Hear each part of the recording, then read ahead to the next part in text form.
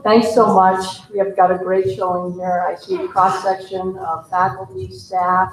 We have Board President Dr. Baca. I see Trustee Baca and Trustee Wilkie. Lots of administrators, managers. Thanks so much. It's my honor and privilege to welcome Dr. John Hetz. John is currently the Senior Director of Data Science at Education Results Partnership.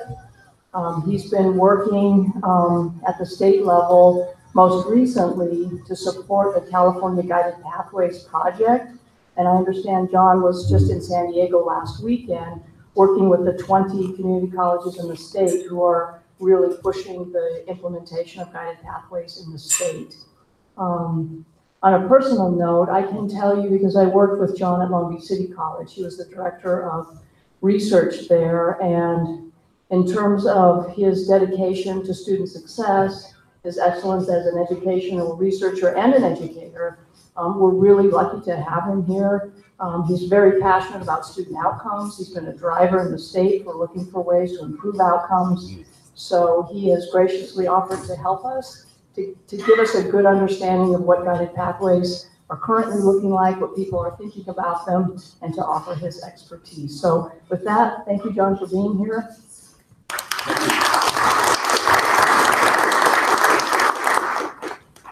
I was just going to ask if you could turn off the background music. So a couple of just kind of business items right off the top. You know, one of the things I try and do is I know whenever I give these presentations, there's always questions, there's always follow-up. So there's two things I want to point out. First of all, if you have email. When you're on your email, if you have a question, feel free to shoot me an email anytime. I respond to emails all the time. I'm also on Twitter. If you stay to the end, I give everyone at the end of all my presentations my direct cell phone number, but you've got to stay to the end to get the digits. The other thing is, throughout the entire presentation, what you'll see is a variety of these bit.ly links, shortened links. That will take you to original resources, papers, and things like that. You don't have to write any of them down. The only one you have to write down is this one. So this one gives you the entire slide deck that I'm going to use today. If you want to follow along on a tablet, welcome to do so. But you have that available immediately. It has all the slides. So if you want to go back, what did he say? How did this slide cover it? You have all of that. And so then that covers all the other links that will be contained throughout. Feel free to take photos or whatever you want to do throughout, but just know that you won't miss anything, okay? All right, so Eva asked me here to talk to you a little bit about guided pathways, give you an introduction and a rationale. I'm going to walk you through some of the general work that we've been doing both in the state and nationally on this. And if you have any questions at any point, just stop me. So I've built in some time for questions, happy to elaborate on various things. Just going to kind of give you a broad overview of what we're talking about. And some of it's very straightforward, and some of it, for many of you, will be review. But we're just trying to create a common ground across the whole state to understand the types of things that we can do as colleges to better prepare our college for our students. We spent a lot of time, for a very long time, throughout our system and actually throughout the country, thinking about, talking about how to better prepare our students for our colleges. What we're trying to do is flip that, right? What this tries to do is make sure that our colleges are fully prepared to meet our students at the front door with a plan, right? So that they can achieve the outcomes they're looking for in an effective and efficient way and get to the outcomes that they want, both educationally and in the marketplace. So what is a pathway? This is some basic definitional stuff. It's just we're trying to set up a specific set of courses or programs or learning experiences that students complete as they progress toward graduation, right? It's not very, this is not shocking. No one's going to be like, whoa, my mind is blown, right? So we're just trying to put together a set of things that's structured, connected, that helps students understand and flow through our college in a meaningful way, right? And ultimately to get to why they're here, to reach pivotal outcomes in higher education, to get to the jobs that they're looking for afterwards. I have to remember that these things are not going to sync for me. So, so if I seem to be talking about something that's not up there, just catch my attention. So what we're trying to do is get to coherent, easy to follow programs of study that are aligned with requirements for success in our colleges. Success in our colleges and success in post-secondary employment, And what we're trying to do is really think about it in 4 broad ways, right? And we'll go through this throughout. So we're taking our programs, our academic programs, our student support services, our instructional approaches, and we're integrating them, redesigning them around 4 key themes. We're trying to clarify students' goals up front so that they know what they are, so they can identify them, they can articulate them, so they're aligned with what they do. We want to get them into their pathways at the college as quickly as possible. There's lots of work emerging that suggests that the sooner that students start in a program, the more likely they are to finish. We want to help students, once they're in our college, to stay on that path, as long as they're still on that path, right? That doesn't mean they have to stay on that path or they're required to stay on that path, but we're trying to keep students productively moving forward, and that they're picking up the knowledge and skills that they need to succeed, both in higher ed and in the labor market, right? So you'll see these talked about in a variety of different ways. The way the Chancellor's Office is talking about it right now is that as 4 pillars. You're clarifying the path, so we're understanding how students are going to move through the institutions, right? Whether our institution or the system as a whole, creating clear pathways to the outcomes they're looking for, getting them on that path as quickly as possible, right? Getting them on the right path, helping them stay there with the appropriate support, and ensuring the learning along the way. So you'll see a lot of this throughout the state. There's ongoing professional development all over the place on guided pathways run by IAPI. I really recommend some of them. I'll show you a couple of upcoming. One of the things that's important to talk about, and Eva already mentioned this in passing, there are multiple different things going on in guided pathways. And so it's worth keeping them slightly separate. So there is the National AACC project that started with 30 colleges. They're now going through a second set. We're getting a lot of resources and information from them, but that's a separate set of work that's happening not in California. 3 California colleges are participating in it, but it's being driven by the AACC. And then we have a demonstration project, the California Guided Pathways.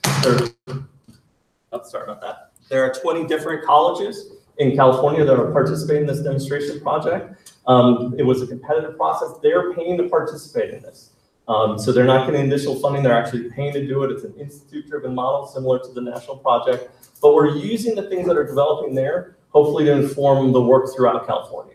So one of the first things that came out of that was the need for a really simple dashboard to kind of track early momentum metrics. And so that's now part of the launch board that's available for all the colleges. So if you want to see the types of things that folks like Davis Jenkins at the CCRC use to track how successful these types of programs are, we've already got it built into the launch board that's available to all the colleges. And then we have the statewide program, the California Community Colleges Guided Pathways. All 114 colleges are part of it. It comes with a significant amount of money that will be distributed over time.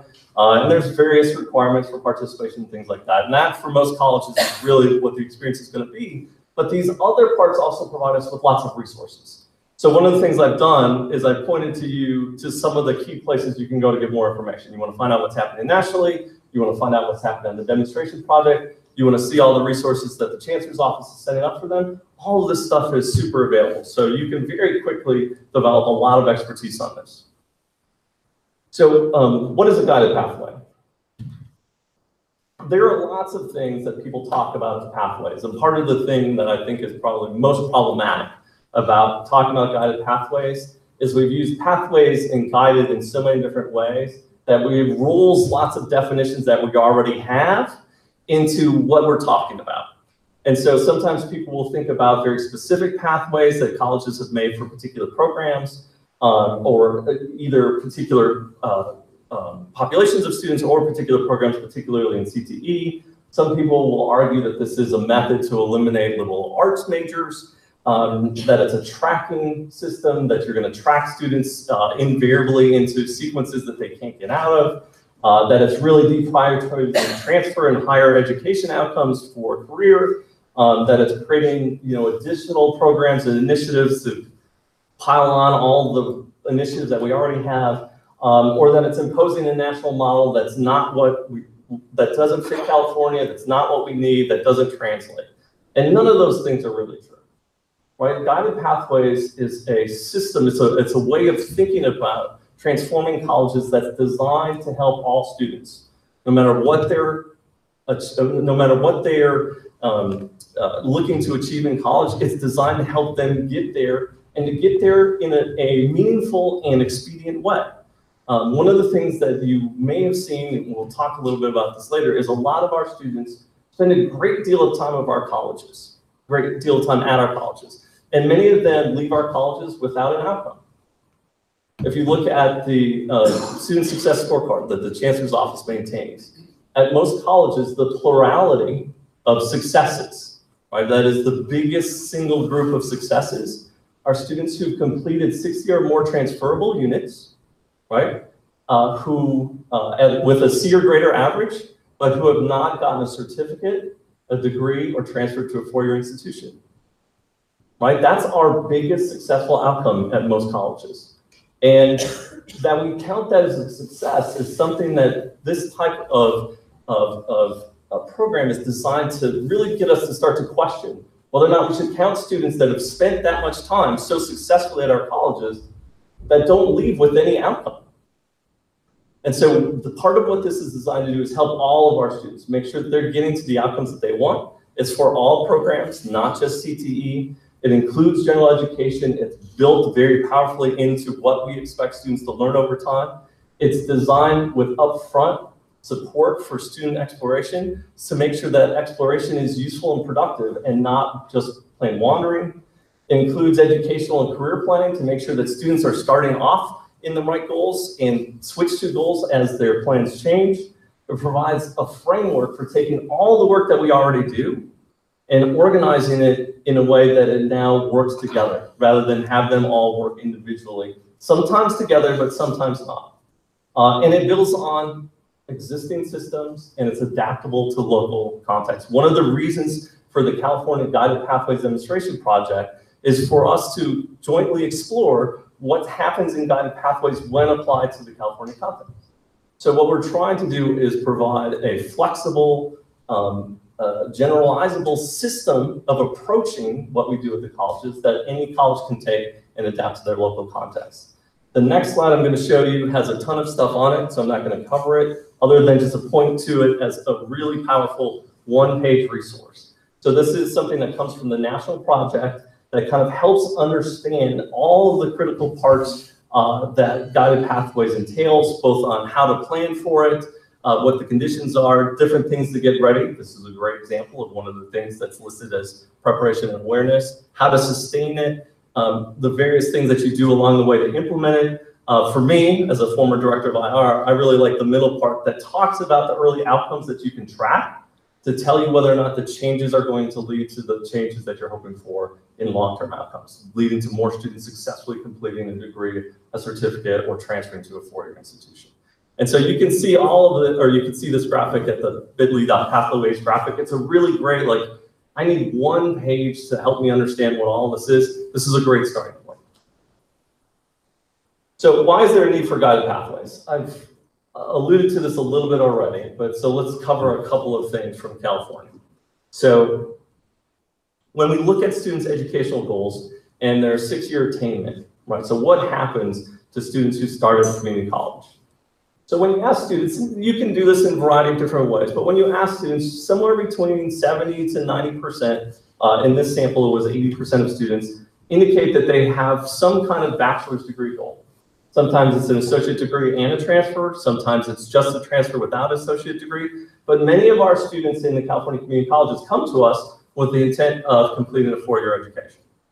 And so the question is, how many of them do that? Right? How many of them successfully get to and through a bachelor's degree? And so when we follow those students after 6 years, what their outcomes are, only about 15% of them have successfully completed a bachelor's degree. Another like 20% or so have completed an associate's degree. Some of them are still enrolled, but without any credential. Remember the types of students we were talking about before. They have been persistent. They've stayed with the college. They've been in education for up to 6 years, and they don't have either one of these credentials. And then you have almost half of the students with who have no credential and are no longer enrolled. So 62% of students who start with us end up without a credential after 6 years, right? And that doesn't mean that they're not building important skills, that there aren't benefits to what they're experiencing with us. There are various students that are getting skill builders types of credits where they're coming in, they're getting a set of skills that they need to get a promotion at work. But a lot of our students are coming out without anything that they can point to that's led to a successful outcome. And then when you look nationally at the number of credits that students take at you have a four-year college on the left, but in the middle you have associate's degree. On average, students take 80 credits, even though the degrees technically are 60-unit degrees. And when you look across different disciplines in the state, there are many disciplines in the state where the median number of credits is higher than 90 for completion, right? This is not what students necessarily thought that they were signing up for, not necessarily saying that that's not what they needed, but that suggests that there is a lot of course taking that students are taking on their way to the degree that is not necessarily translating into the outcomes that they're hoping for. Part of the other issue, you guys all know this one well, right? Students show up at our colleges and are faced with our catalogs. And one of the things that they have to take and address is their general education requirements. And the way that we walk them through that initially often is very powerful with a counselor, but if students aren't with a counselor and they have to face these requirements, they're almost impossible to navigate, right? They can be pages long with tons of abbreviations, right? This is hard to read, I think, purposefully, just to kind of make it clear that what students face when they're choosing the various courses that are available to them is really daunting. And what set of those courses are best for me if I'm planning to be a draftsman, or I'm planning to be a nurse, or I'm planning to go into occupational therapy, right? Or I'm planning to major in English. Whatever it is, there are different sets of these courses that might be better for me, but students can't see that, right? And so part of what Guided Pathways is about is helping create a structure so that students can navigate to the courses that fit well for them, rather than facing something that looks like this and often choosing randomly. The other type of thing that we're trying to do in the Guided Pathways is help navigate making sure students are landing with a good momentum at the beginning of certificate programs, degree programs. This is an example that the Career Ladders Project built up looking for business majors. Right, so students who are gonna, associate degree for transfer in business, right? And one of the first semester courses to get an associate degree in business is calculus for business. Not very surprising. Let's get your math for business out of the way. It's going to be used in all your subsequent courses. And so one of the things that Career Ladders did is they looked at, well, how do students who are going to be business majors get to that course? Right, that's a first semester course as a business major. And so they track students through the course sequence for AA and business. Not any of those other courses, just how students get to that first semester requirement for business calculus, right? This looks crazy because it is. This is all the various pathways, various places that students have started, different levels of mathematics, right? All the different ways that they navigated from where they landed initially at college to business calculus. And so the question they had is, of all of these students that eventually navigate to business calculus, how many started in business, right? So what happens is, of the students who start in business, only 10% of students ever get to that business calculus course. So we have to ask ourselves some serious questions about business majors and how it's structured and how we get students into the major and how we get students to land successfully so that they can progress to that major if the vast majority of students don't ever get to one of the early courses in the major, right? That goes to how we talk about the major for ed planning. It goes to how we set up the onboarding process for students, how we talk to our K-12 partners about helping students plan to make sure that they're prepared for the mathematics that require. There's a lot of conversations that are necessary, but what we can't have is a situation where 90% of our majors, right, can't get through a first semester requirement in the sequence, right? That's not fair to them, it's not fair to us. It makes for a very unwieldy system. That means many students don't satisfactorily complete what they're with us to complete. So how can I better understand the goals of Guided Pathways? I like to think of it in the same way that I think about hiking, right? For those of you who hike, you have some great, really, opportunities not far from here for some spectacular hiking.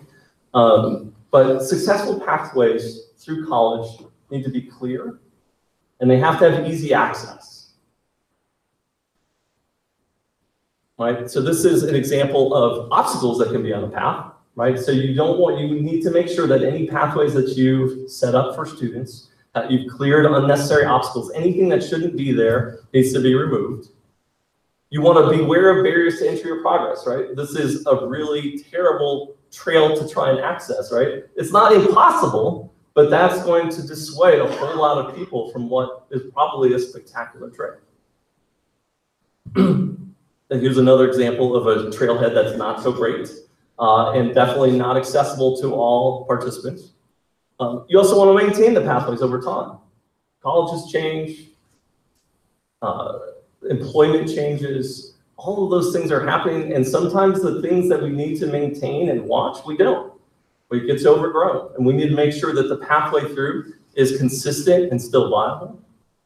And then it has to build from existing pathways in a functional way. So this over here looks like it's a fantastic place to go, right? Think of that as a really fantastic career. But if we built a pathway where there's an enormous gap for students that they either can't make it through K-12, or there's an important part of our pathway that's only offered so often, it doesn't matter how great this is if none of the students can get there, right? Or it's very difficult for students to get there. So what we're trying to do is avoid pathways that feel like, and I'm going to go with an older example and a newer example. So Lord of the Rings, older fans, the Dimrill stairs and the Bridge of Khazad-dûm, where like they're trying to navigate it, and every time they step someplace, one of the stairways falls away, right? And I think that happens to a lot of our students, right? When they're trying to navigate our college, the program changes, and so the path has to change, or they've made some change. And then sometimes they'll get to a bridge where someone will be standing in front of that bridge saying, "You shall not pass," right? We don't want those types of experiences for our students. We also, so if you want a more newer version, we also don't want it to be like the grand staircase of Hogwarts, where it's this constantly rotating, changing thing. We want students to have a very good and easy to grasp understanding of the structure of what they're going to go through at our college so they can navigate it successfully.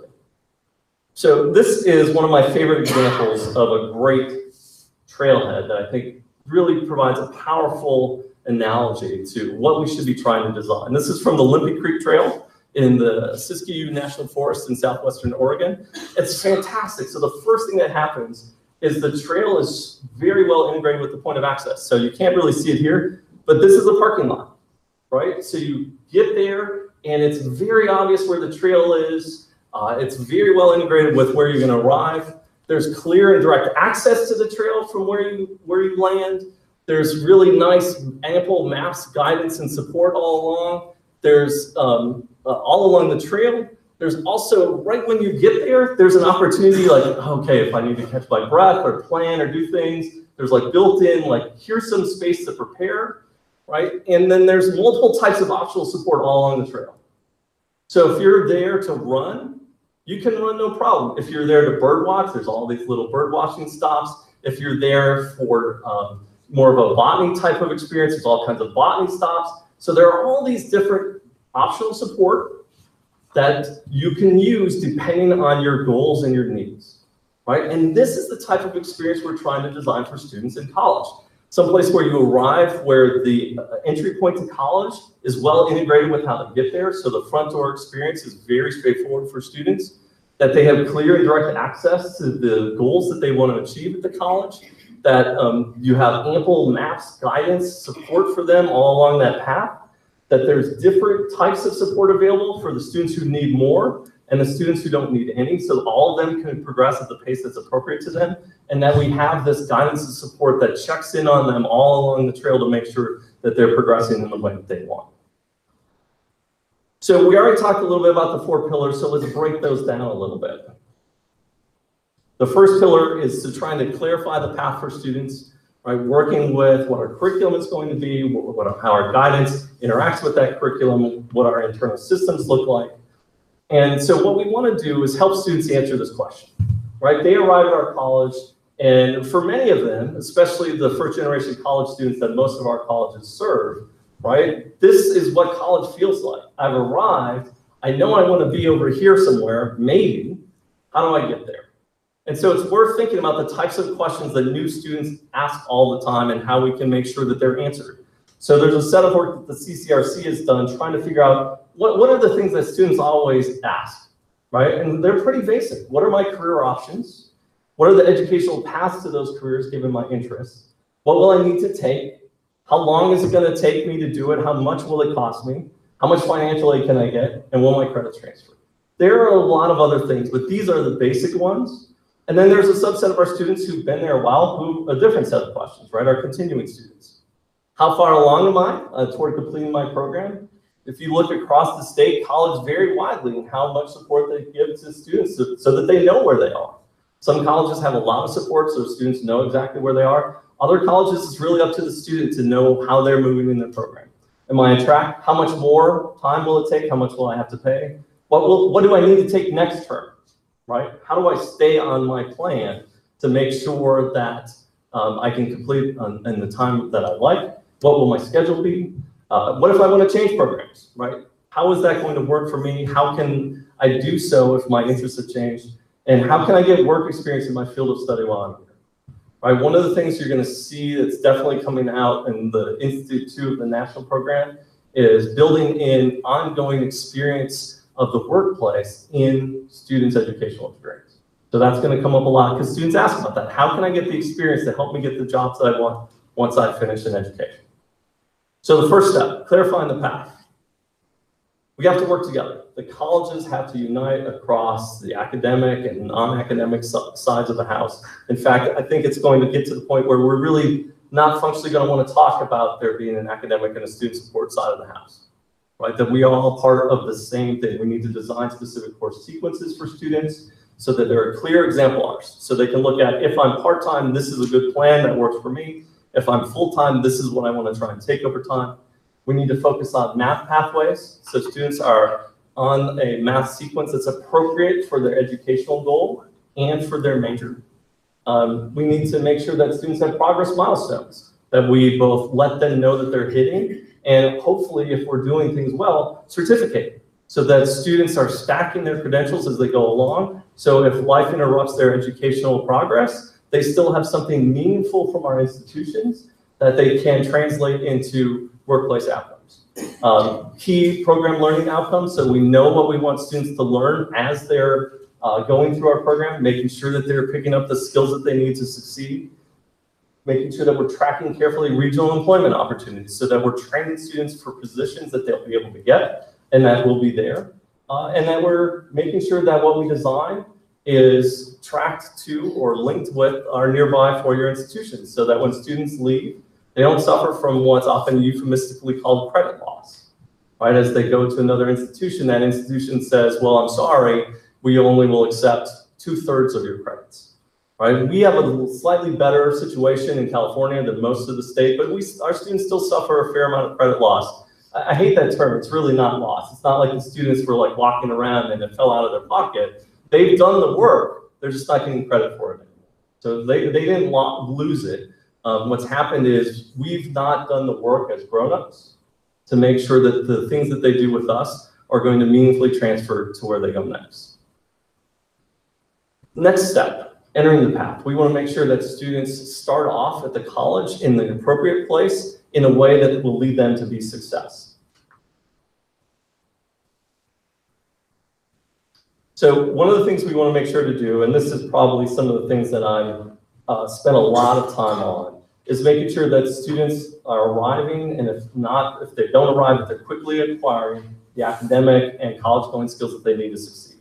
So one of the things we need to make sure to do that we're coordinating with our K-12 partners, with our adult ed, to make sure as many students as possible are arriving at our front door with the prerequisite skills they need to succeed.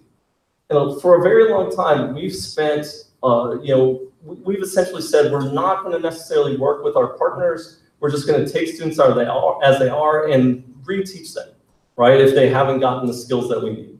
That's not an effective way to help students move through their educational journey.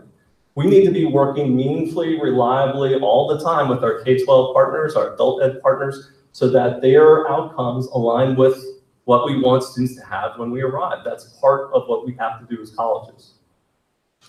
The other thing that is a big part of what's happening in California and as part of the Guided Pathways is thinking about how we structure developmental education. For a very long time, we have been assigning a very large majority, someplace north of 3/4 of students in the California community colleges are assigned to one or more developmental education sequences. The best evidence suggests that a very large proportion of those students are being underplaced, that they could be just as successful in higher level courses. But what's happening is we've relied on a single instance, single method measure of student capacity, right? And anyone who's taken any measurement class at any point during one of your graduate courses, or if you've taken a statistics class, any one measure does not capture capacity perfectly. It has flaws. And so what we need to do is use a holistic multiple measures approach that best understands our students' capacity in ways that predicts how they do in our courses. So one of the things that you're going to see coming out of AB 705 and just broadly nationally is better use of multiple measures to get our students into courses that are appropriate for them. I've done a lot of work on this, a lot of other people have, but I can summarize it pretty briefly. And basically, it summarizes to this. Students who are successful should continue to progress normally as they move between segments, right, as you move from K-12 to higher ed, in the same way they would within a segment. So if a student gets a B or a C in one of our courses, they move on to the next course. Even though we know that there's high variation in what instructors might be teaching, that they may have very different success rates, those students naturally progress. What happens is as students go between segments, whether it be from K-12 to us at community college, or sometimes between community college and four-year students, or between 8th grade and 9th grade in K-12 institutions, right? When students go between segments, we don't give them that same benefit of the doubt. And all the evidence very strongly suggests that we should. There are other ways that we can reduce students' time in developmental education for students who still need it. There are co-requisite options that a lot of people in California are developing with great success, as well as other acceleration and concurrent support. The other thing that we need to work harder to do is make sure we're aligning our developmental education with our programs of study.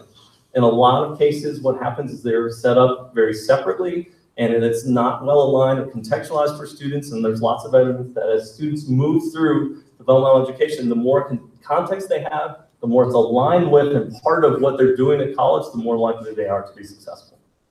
And then we need to make sure that our foundational skills are integrated beyond just the foundational skills sequence. They should be part of everything that we teach. And so these types of things are challenging, but there's a lot of support for getting them done in the state right now. The other thing that we need to do as we help students enter the path is make sure that we're very carefully linking their education planning, how they develop their ed plan with us, to their career goals. We want to help students make sure that up front, they're examining their career options, the possible majors, transfer pathways that they need to do what they ultimately want to do. A lot of our colleges, a lot of our students at our colleges spend a lot of time doing that exploration in a very random and haphazard way, which means they often struggle to finish. We want to help students pick an area of study as early as possible and get them in courses in that as quickly as we can. There's lots of evidence coming out of work by folks like the CCRC and others that students who get into a program of study, take 3 or more courses in a program of study within their first year, are far, far more likely to successfully complete an outcome at a community college.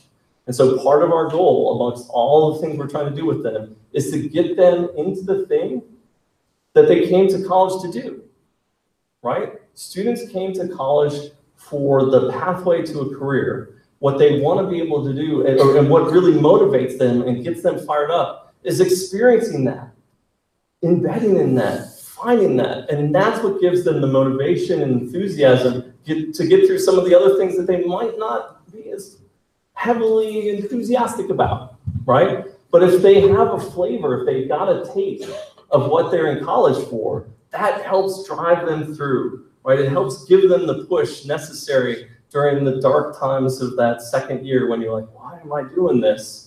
Right? And you know, everyone goes through that. I went through it in spades in my second year. Why am I here? Why is this so hard?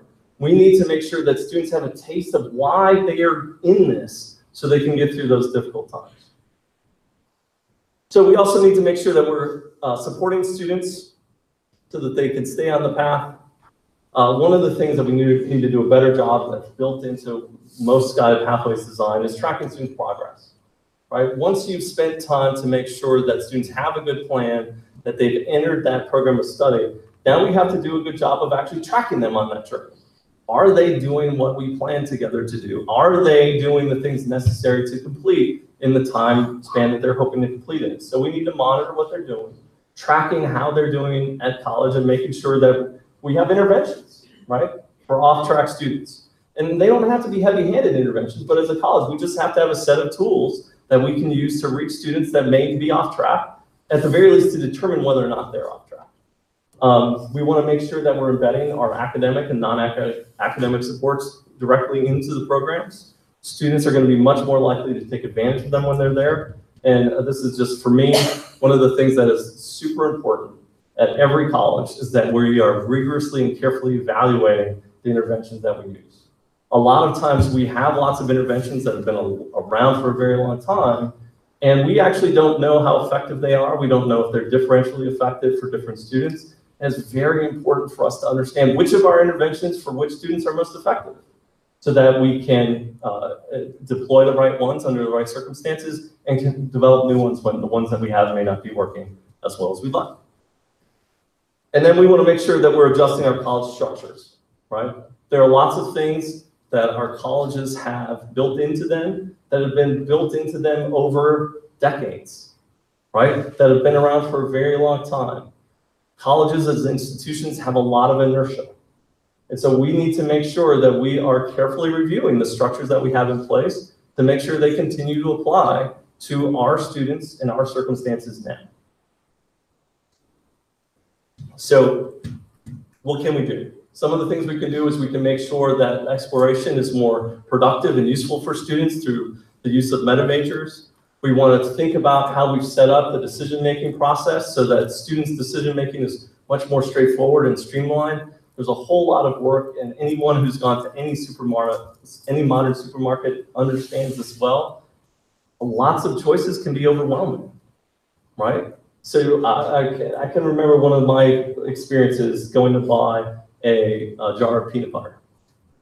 And for some reason, I didn't just go to my default Skippy that day, right? That was always the easy one, just get Skippy and leave. And then as soon as I open up that decision, I'm now faced with literally a wall of peanut butter, right? That's taller than me and like 20 feet wide of every imaginable different type of, combinations. Peanut butter with nuts, peanut butter with lots of nuts, the extreme nut peanut butter, right? The natural, the all natural, the opposite of whatever all natural is. We have the most preservatives possible. There's ones now that have the jelly stripes that are kind of mixed in, so it's too hard to put on peanut butter and then jelly. Well, now you can just scoop it all out at once. It's all in the same jar. But you have like this unlimited number of things. That's not even getting into the sizes and thinking about the relative prices and what brands mean, right? And so that's just peanut butter, right? I'm just trying to figure out what I'm going to put on my bread in the morning. And we have students that are facing structures that are going to determine the rest of their life. And we need to make sure that those structures are meaningful and easy to understand and navigate. That doesn't necessarily mean there's not a lot of complexity in them, but that complexity is designed in a way that students can navigate through it in a way that's relatively straightforward and easy for them. We need to work collectively to provide predictable schedules for our students so that students can complete. That's always a challenge for us at the colleges. So how do we plan? How do we manage enrollment to make sure that the courses that students need to complete on time are available? And how do we create effective defaults that keep students moving forward?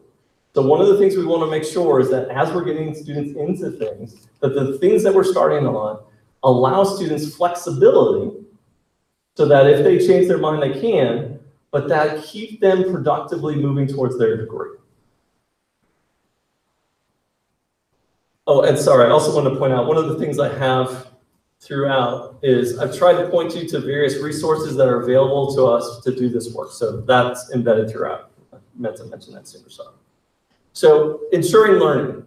right? One of the other things we want to make sure to do is that as we're building this new structure, that we're not short shrifting the skills that students absolutely need to be successful. So how do we do that, right? We want to make sure that we have good systematic program level outcomes that are aligned to the skills that students need in the workplace, that address the outcomes they need to transfer, right? That builds their skills over time across the individual courses, right? This involves a lot of careful departmental planning. Most of us have done a huge amount of work on this, so some of this is in place. We just need to make sure that we keep at it.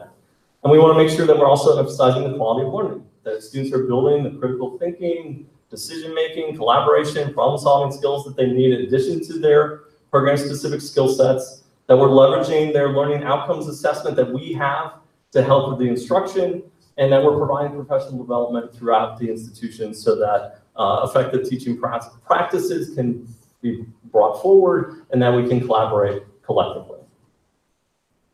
So I want to give you a couple of examples of what guided pathways can look like. I'm not going to spend a lot of time on this. This just gives you some visualizations of what colleges have done.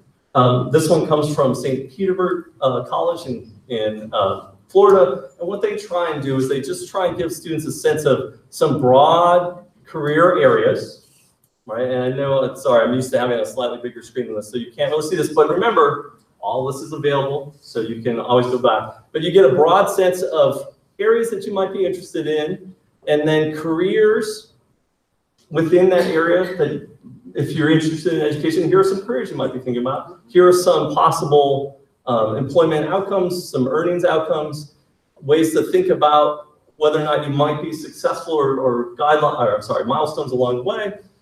This is, lots of people go with the wheel structure. I actually like this next one a little better myself from St. Petersburg. And this really does a nice job of kind of walking students through their path to graduation, right? It talks about, it helps them set up what courses you should be thinking about for engineering technology. So these are the courses you should be thinking about within your first 0 to 15 credits. And that's adaptable for full or part-time. It's just as you're doing your first 15 credits, what should you be taking care of? If you're doing it full-time, that's possibly your first semester. If you're doing part-time, that might be 2 or 3 semesters. Right? But then it also does a really good job of walking through various different other types of support that you might want to hit along the way. Right? This is a good time for you to make sure that you've seen a counselor and have your ed plan in place. This is a good time to make sure that you've learned the different resources that are available from our Learning and Academic Resources Unit.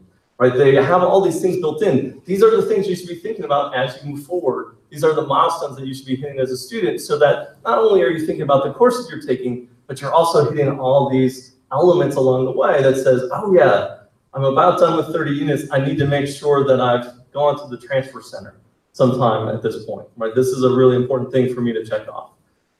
Bakersfield College is one of the 3 colleges participating in the national program, and they have another example of meta majors that's a little bit more California relevant that does the same kind of thing, right? These are the various broad categories, so agriculture, different majors that are in it, what you can expect to do with it, what earnings you might get.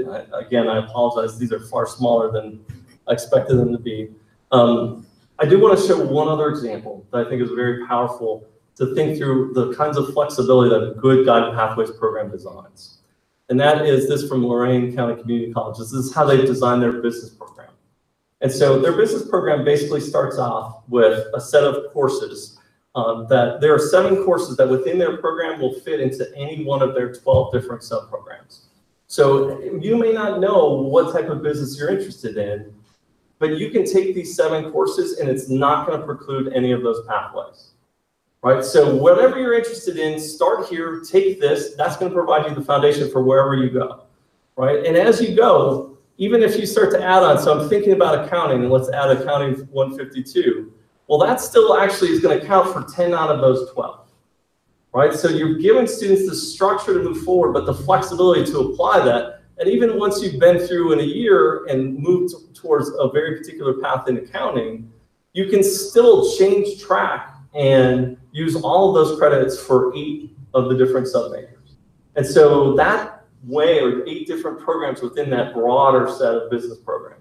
Right? That allows our students to make sure that they're on a productive path, they're getting credit for the work that they're doing, but have the flexibility to make sure as I'm going, I can still do a little bit of exploration and not end up with credits that I can't use.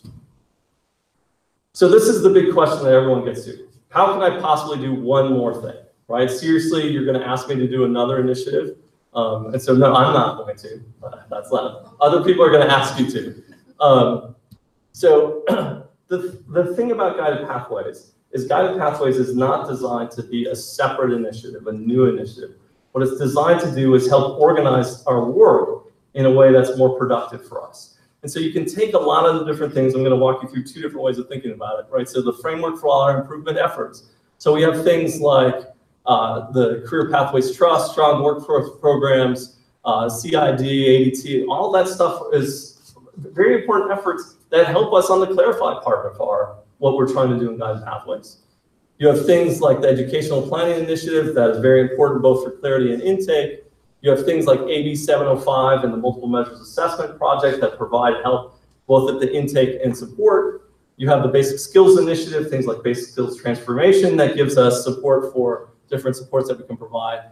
Equity, the Online Education Initiative, and things like Program Review, IPI, Accreditation. So all the things that we do as a college, right, can help us as long as we organize them and think about them as different ways to contribute to all of this work, right? So this is not a new thing. This is a structure to help us organize what we already do. This is a great example that Bakersfield College actually developed to try and help communicate this to their faculty, and I think it's fantastic. So this is what life is like in the California community colleges, right? So we have all of these initiatives that just come flying at us, right? That's what it feels like. There's just a new thing all the time. And this goes on for a while, as you can see. I think we're getting close to done. And this is not clearly all of them. All right. So then we have the last three. We have the Career Pathways Trust, we have the Pathways, and now we have the California Guided Pathways and the new Chancellor's Office thing. That's what it feels like. But when you start to think about where we can put all these things, right, you can think about the way that they line up and contribute to different parts. And so as we start to think about what we're doing, this helps organize which parts might work together and support each other and help those things become more effective and help our college be more effective overall. So you have things like,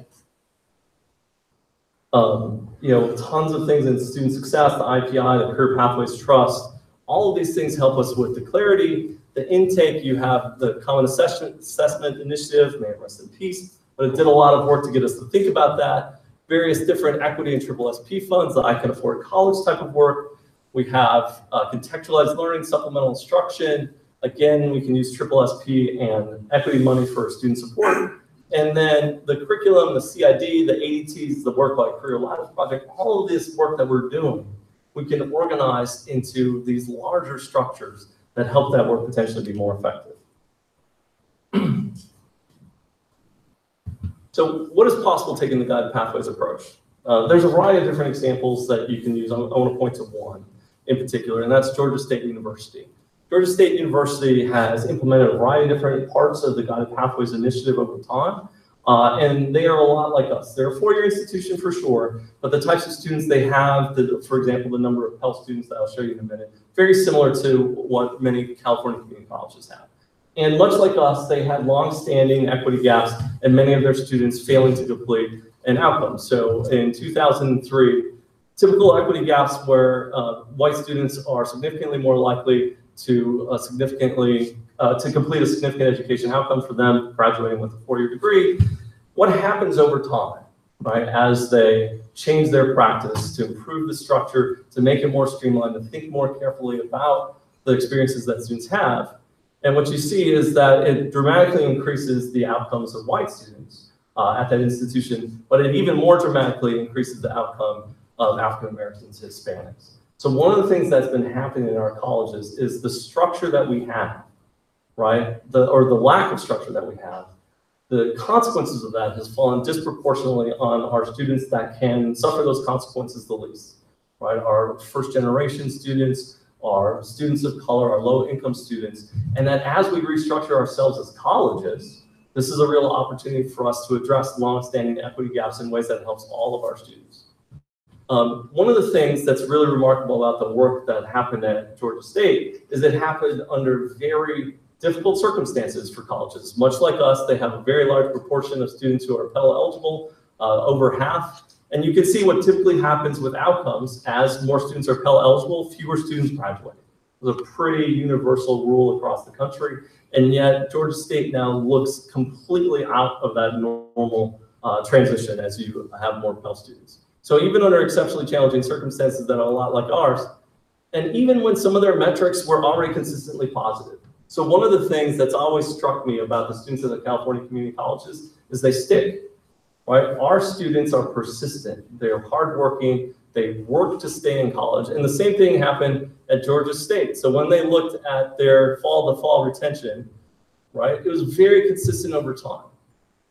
Students who came to Georgia State stayed at Georgia State.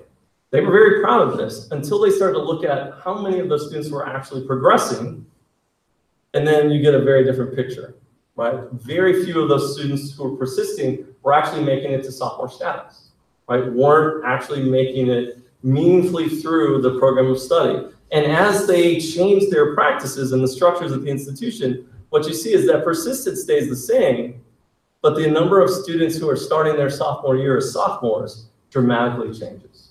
And that's what we're trying to do, right? We already have students that work exceptionally hard and that have stickiness, right? They are here, they want to get to their outcomes. And what we're trying to do is change the structure so when they stay here, they're actually getting to the places they're trying to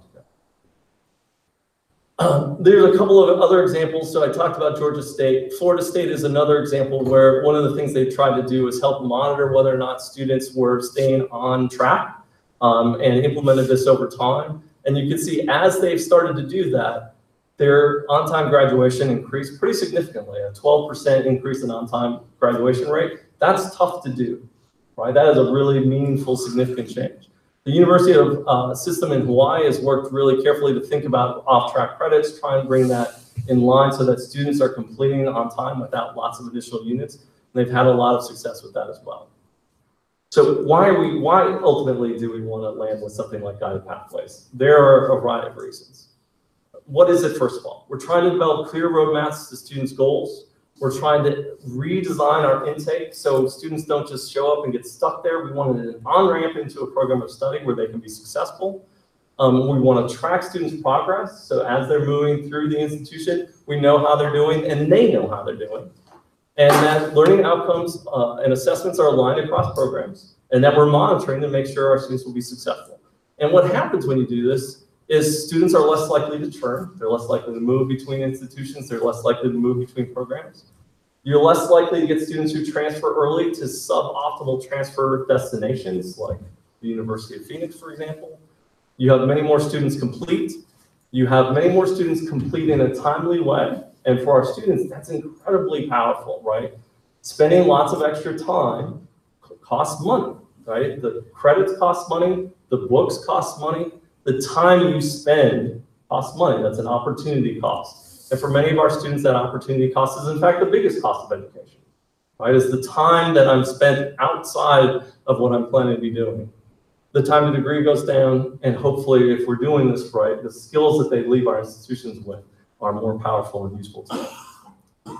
So just as a broad set of takeaways, especially since I know we have to wrap up so people can go.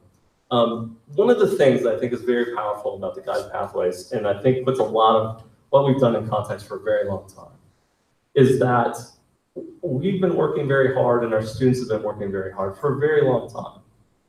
But that work by both of us is not translating into outcomes for our students. And what the Guided Pathways type of system is designed to do is make sure that that work is actually translating into outcomes that we're hoping for them and that they're hoping for themselves, right? So we're trying to make sure that that bears fruit. It's an opportunity to organize and prioritize the chaos of all of our efforts to align them to make sure that they're helping our students achieve their outcomes. One of the things that's always struck me, and Eva, I'm sure, can attest to various times when I ran around with my hair on fire or pulling it out or both at the same time, is the consequences of when students kind of butt up against institutional practices and rules. For the most part, what happens is our students bear the brunt of that, right? If we have rules in place, rules that may have existed prior to those students being born, but aren't well publicized or aren't easy to figure out or aren't clear. And when those students butt up against them, the students bear the consequence, right? They have to navigate through them. One of the things that I always found remarkable as I've gone from college to college is just looking up to see what their prerequisite challenge system is like and how easy that is to get through at various colleges. And they're nearly impossible at a variety of colleges. I've seen colleges where students have to basically carry paper around to multiple places, right? Get the paper, carry the paper to someone, wait for that person to do something with that paper, go back and get that paper, carry it to someone else, wait for that person to do something with that paper, right? All the time with their clock ticking, right? And they are responsible for navigating this institutional barrier. And so what happens is, in a lot of cases, I think the barriers that we've set up, not always intentionally, often just accidentally, often break a lot of our students. They give up, they exit, or they change programs. And so I think where we are now is it's an opportunity for us to ask whether or not it's more important that we maintain our existing rules and structures the way they are and continue to break some of our students, or we consider breaking or at least navigating the structures that we have in a way so that our students can be more successful. And that's really the choice that we have, right? We can stay with what we're doing, end up with the outcomes that we've always gotten, have so many students leave in frustration or because life gets in the way, or we can find ways to adapt to make our institutions more viable for our students. So there are tons of resources. I already alluded to this. There's so much available now. There's two great resources by Rob Johnstone, who's basically taken, like, you have questions about guided pathways, here are some important answers. They're very easy to read. They're called Guided Pathways Demystified. There are some IAPI workshops coming up. I highly recommend those. There's one in Pomona that if you want to go, the deadline is tomorrow, and another one in San Diego, and that deadline is Monday. And there's one on the 5th in Marina Del Rey. There's, of course, one of the key books that a lot of people use, the Redesigning America's Community Colleges. Very interesting book by Tom Bailey and Davis Jenkins and Shauna Jaggers. There's lots of guided pathways resources, both available nationally and in the state. Other resource websites, Bakersfield has been running kind of their own guided pathways website for some time. The CCRC has a ton of resources, like, some of them are basically like, I've heard about this thing, guided pathways. What is it? Right, this is a very basic introduction all the way up to very detailed, careful technical reports on work that they've done. The Career Ladders Project is doing work on this, as is Complete College America. And of course, you always have access to this presentation and go back and get any of those resources. So, thank you.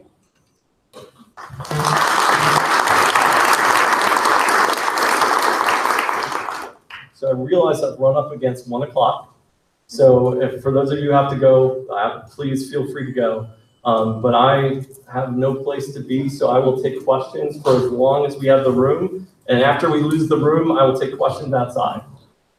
So does anyone have any questions they'd like to ask or anything they'd like me to address? I'd like the pathway that slide along the Protected Road. Yes, okay. Sure, let me go back to that. And then you have a sample for students who are actually part-time, and then a sample that shows full-time students. So I don't have a specific example that breaks that down, but this is a, oops, I forgot I navigated to it on this one. Is there, let's see.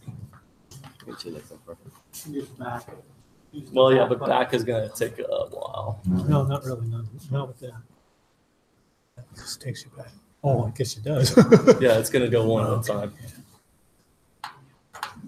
There we go.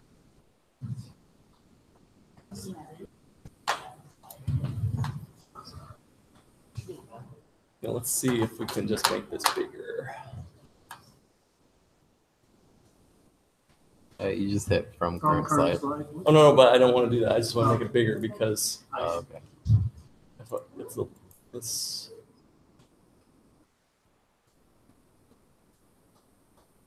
okay. So 150 is the max. I see.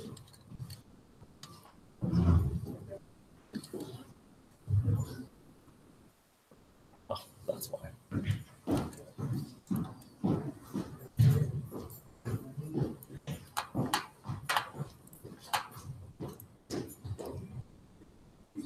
Yeah, I lost it there. Where's the? So if you go to slideshow, Oh, I know how to do the slideshow. I'm just trying to make this bigger so that not too much.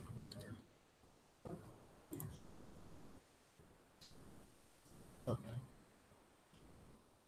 So this is the engineering and technology pathway. Let's see if I can.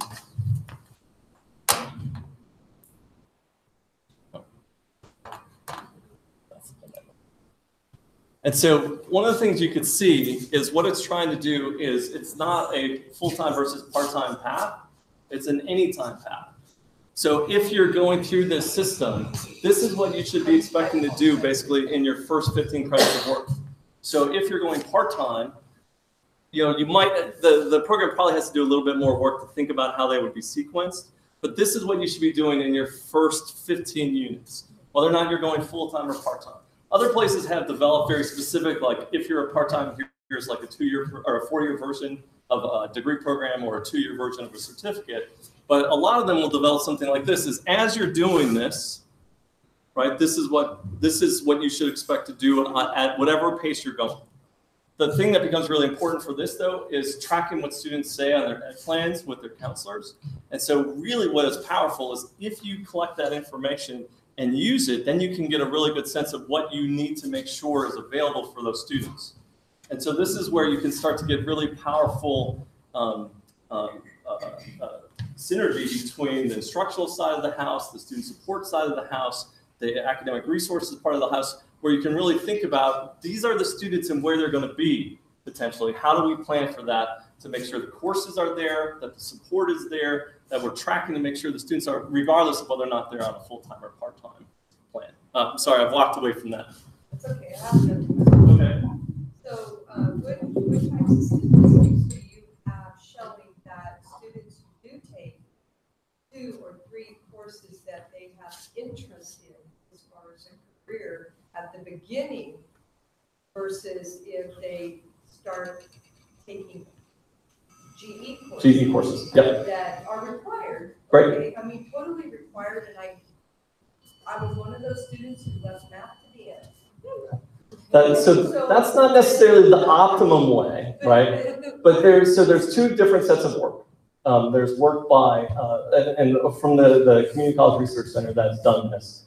Actually, technically one of them is not. So the first set of work is on early momentum metrics, where they look at the things that are predicting long-term success. So which students are most likely to get to a certificate or degree to transfer, right, or transfer with a degree.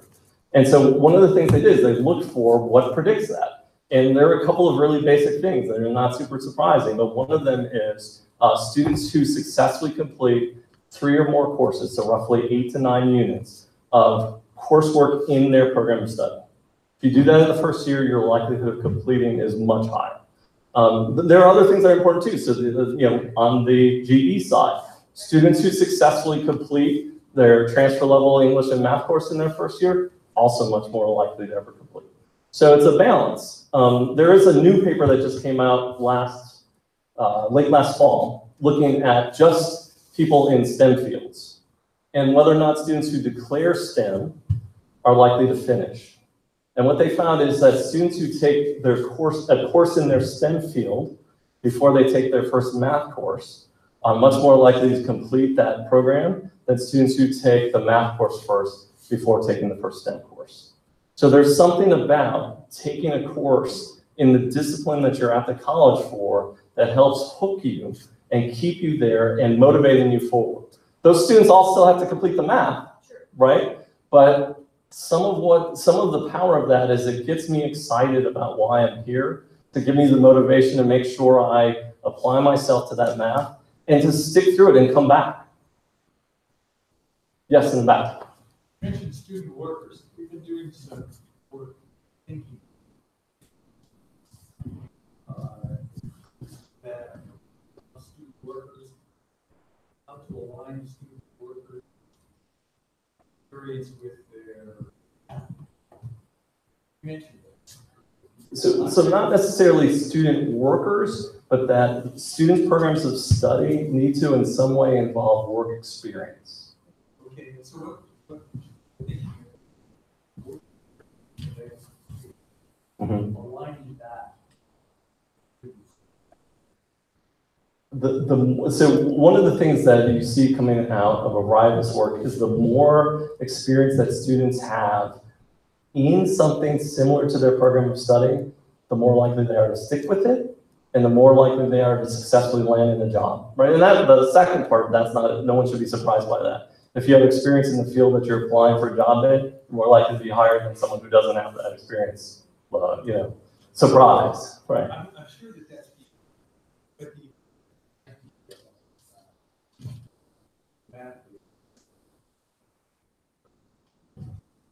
It's the work, right? That's the challenge that we, you know, if you look at whether or not students are going to be successful as they come out of our institutions, the more that we can provide them with that type of experience as part of their program of study, the more likely they are to be successful. they also inform thinking. Oh, yeah. So I have a junior in high school, and they all are required to do, as part of their junior year, they all have to do job shadows. And then they have to find some place to do an internship for 4 weeks during the summer. But the job shadows are really interesting because as I've watched my daughter and all her friends go through, like, what's it like a day, I'm interested in maybe doing biotechnology research. So they, job shadow someone at Cal State Fullerton, which is near where I live. And they go, oh my God, I can't do that every day, right? Like it's really, students don't really know. And so the opportunity to see those things and get a feel for what it's like, can I do this every day for the next 5 years or 10 years, or, if you're lucky, 40 years, right? Can I do that? And those types of experiences help you to navigate away and go, oh no, this is not what I thought, right? Or this is great. Oh my God, this is the best thing in the world. How can I make sure that I do this? Both of those things are very relevant. And the more of those types of experiences we can build in so students don't get partway through or most of the way through or all the way through and go, oh shoot, this is not what I signed up for, the better off our students will be. There was another question, yes. So what do we do with the kids, and there's got to be a lot of them who come in who don't know that they want to be in the engineering technology. They just don't know what they want to be at all. You can't start them on a pathway. Don't you have to have at least one semester where you're giving them a class that's like a surveying of the different things, or saying these are your what you're more likely to succeed in a career? Absolutely. So one of the things, so there's two parts to that question, right? One is the part of students coming in not knowing. And so part of what the onboarding process should be is helping students figure out a general. So to go from, I don't know anything, to like, I think it's in this general area. And so then the second part that a lot of colleges use to solve the second part of that problem is a meta major, right? So you have a broad area that the student has generally expressed interest in, and you have an entry-level course that counts towards those majors, but that can do exactly what you're talking about. Give them an opportunity to get a feel for the various disciplines that are in this broad, say, allied health or business, so that that course is productively useful for you, gives you a sense of what's possible to help you narrow your focus.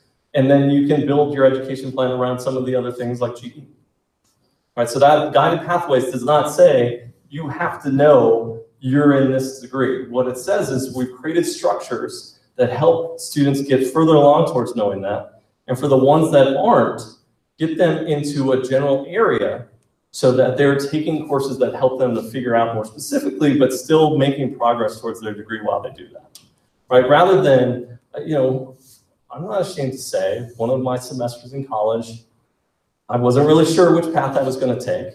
And so I just basically designed my program around the schedule that I wanted, right?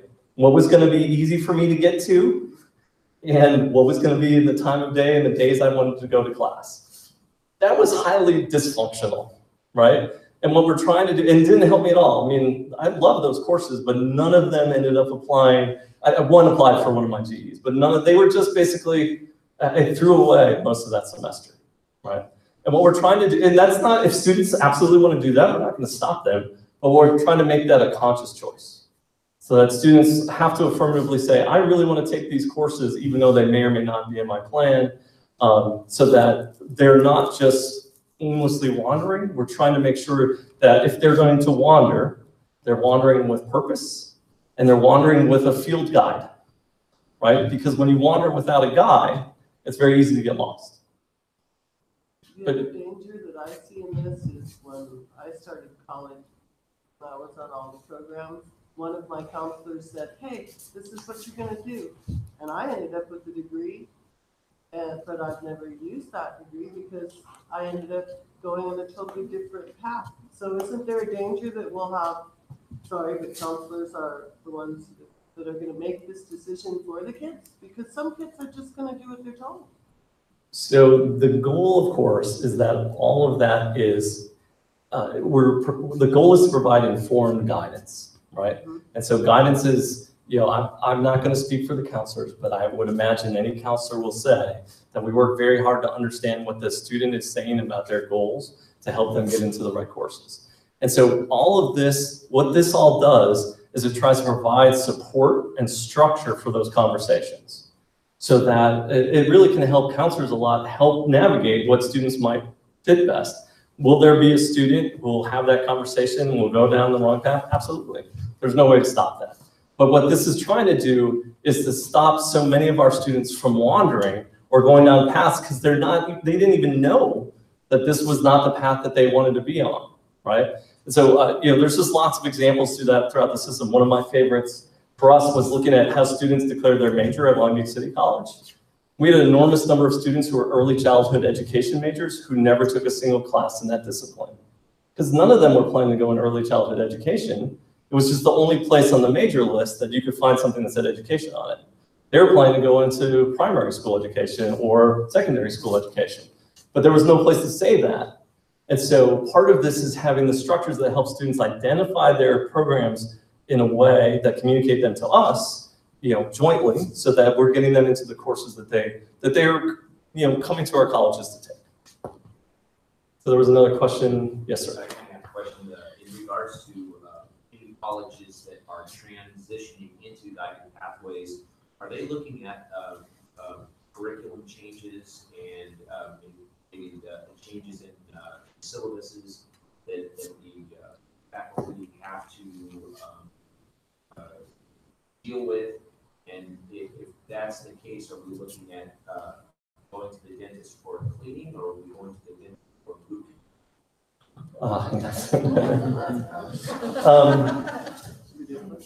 I would prefer not to use a dentistry metaphor if we could. So a tune-up or a rebuild, how about that? If we're taking our car in, right? It's going to depend a lot on our programs and how well we've maintained them over time, right? So I have a 1997 Nissan Sentra that I've spent a lot of time making sure I take it in all the time. I keep it updated. When there are recalls, I always take it in. But I have a neighbor with an 85 Datsun, right, that just basically sits in his driveway all the time. I think it's pretty much 50-50 whether or not that thing starts up when he starts it up.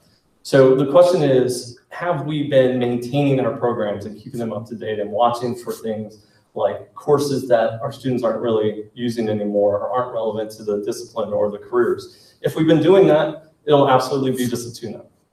But if we've been letting our courses kind of stay on the books for a super long time, and we've been just rolling over our schedule every semester, right? We're just going to use the same schedule as last semester, and that was the same schedule as last semester, and that goes back years, then it's going to take a little bit more maintenance because we haven't been doing the due diligence all along to be keeping our curriculum fresh. So I think most colleges are going to fall in between that, right? And it'll be up to the programs really to decide what's happening in my program, where are my students going, what are the productive outcomes for them, and how do we make sure what we're doing is tailored for them. I'm not going to pretend that that's not work. But if we've been attending to that, it shouldn't be a big difference, right? It'd just be working with our fellow colleagues across other programs to make sure the outcomes that we have for our courses are well aligned, that students can potentially move between similar programs and continue to move forward, those types of things.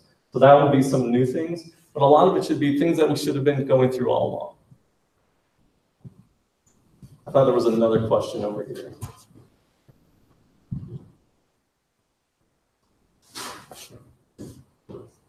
Anything else? So you spoke about co-requisites, and I think that's an excellent idea. To me, that would be trying to like say if you're low in math, being able to use or English is a good example. Instead of just taking a history class and they say, do your research paper, actually providing the support to show them how to do the research paper while they're in the history class. Is that the idea of the co-requisite? So in history, that is. So some of the co-requisite reforms are actually just with transfer level English or transfer level math. So you're providing the support for the students that are behind, but you're talking about the contextualization. And so there are a variety of colleges in Washington that have a lot of success with contextualizing their foundational skills instruction, particularly in CTE fields, where you're now giving students mathematics, for example, that's very relevant to the trade that they're learning. And students do far better in that type of mathematics than in a normal mathematics sequence. And so the combination of trying to provide the concurrent support when students are in a track or in a discipline, right, or contextualization of some of these things can be very powerful for our students, for sure. All right, so this is the point where we've kind of run down questions. So I just want to say thank you, everyone, for spending this afternoon. Also, can I just say how excited I am for a college that actually has a college hour? That is awesome, man. That is really, it's so rare these days, and you should feel like really good about maintaining that tradition, and it's a very useful one. So thank you for sharing your college hour with me today. And I will stick around for any questions that you might have that are nagging or you just didn't want to voice in front of everyone. So thank you again, and have a great 4-day weekend. Thank you.